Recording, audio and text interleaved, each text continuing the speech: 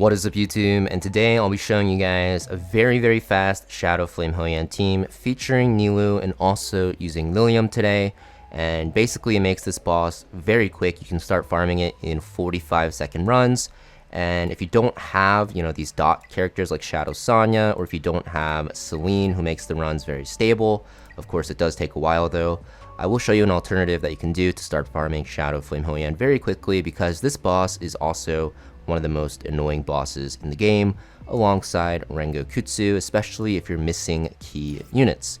So basically, like I said, this team is going to be about 45 seconds. The win rate is going to be about like 85%. That's mostly because we are utilizing Obol, and most one-shot teams, most like fast teams on this boss are going to be about like 85%, because if you don't actually stun the ads, you can end up losing very easily. Mostly because the ads will stack up Mine Rack, and if this gets to 7 stacks, you pretty much lose.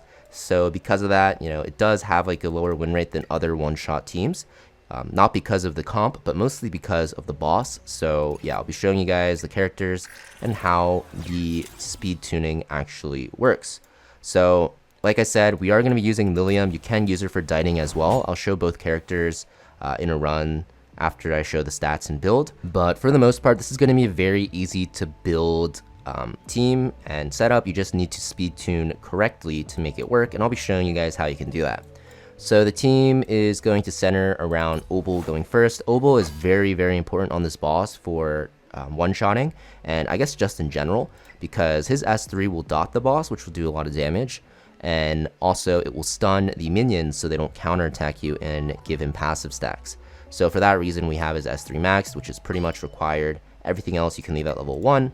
And for speed tuning, you want to have him the fastest on your team, but not too fast. So I found 232 speed to be the sweet point. You can probably add or subtract like 2 speed and it should be fine. The matrices on your modules will not matter at all. You just have to make sure you hit these stat breakpoints and you will be good to go.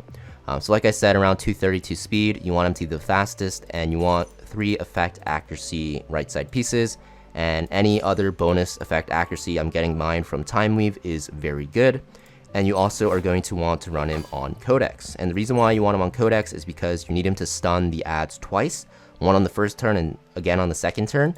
And for that reason, you don't want him too fast, because if he's too fast, he will lap the ads while they're still stunned and waste his S3. So you're only really getting 1 turn of the stun. So it's really important to get 2. So that is why he's speed tuned like this.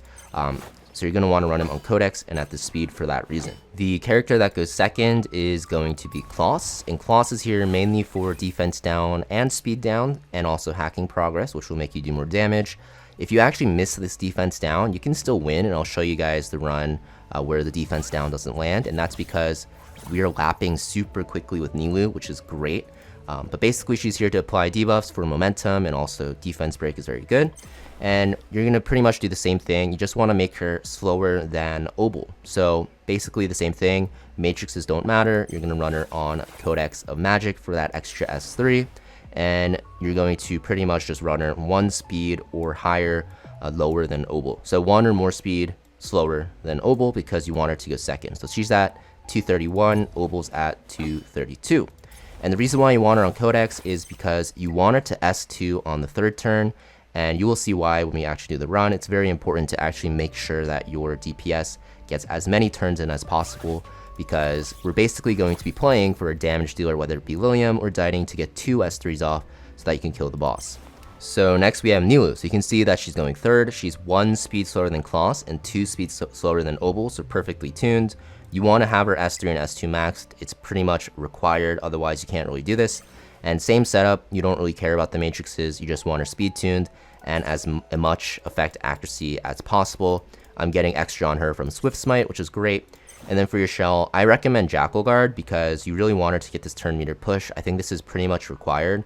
I haven't really tested her on other ones, so maybe it works, but this push actually makes it so that she can actually push my DPS faster, and the damage from Jackal Guard is actually pretty noticeable as well, especially when you have defense down on the boss. So this is the setup for Nilu.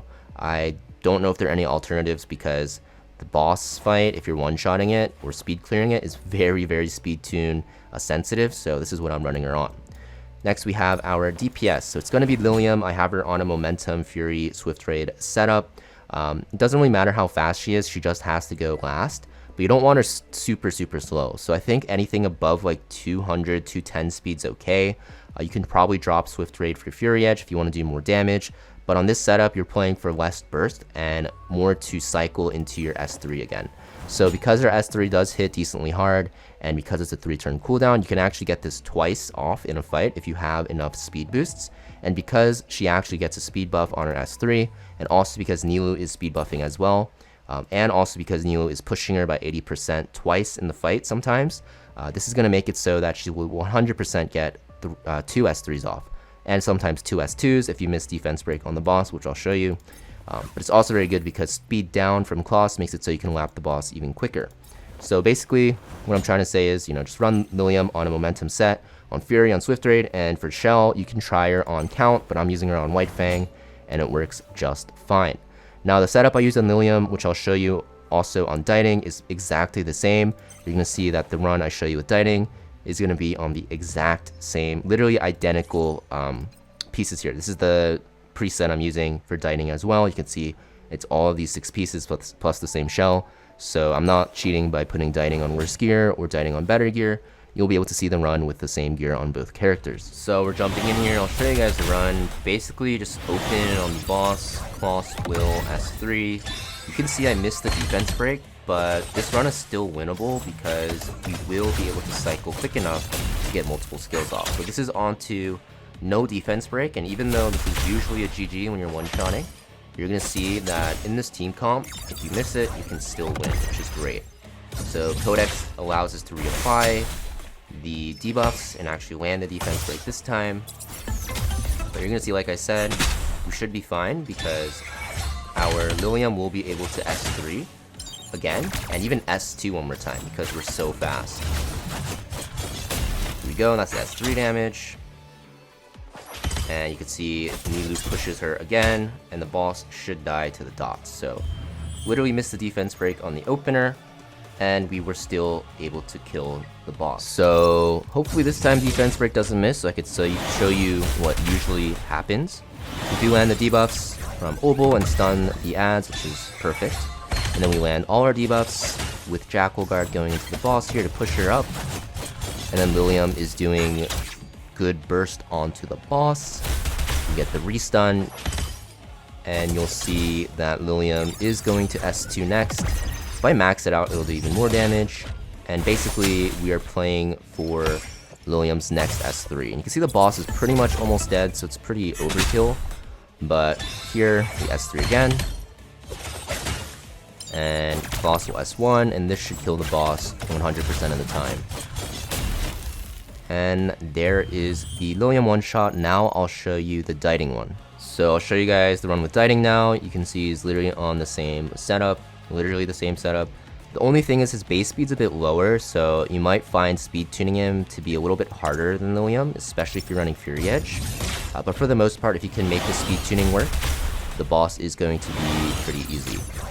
So here we go, we land the debuffs on the boss. We do miss some dots, which will hurt his opening burst, but should still be fine. And you'll see Obol will restun right after. And this time he applies 3 dots, which is perfect. And it's okay if Obol dies here, we don't really need him after he lands 2 stuns. So him dying is perfectly fine. Honestly, it speeds up the run, if anything. Then we re-S3. And Diting will S3 again, and the boss should just die here. And you can see pretty much it is the same thing. Both teams work. It's just that Diting might be a little bit harder to speed tune, but you can see the speeds are pretty much identical. But yeah, that's pretty much it for this video though, guys. Thank you for watching. Make sure you guys hit that like and subscribe, and I will see you guys next video.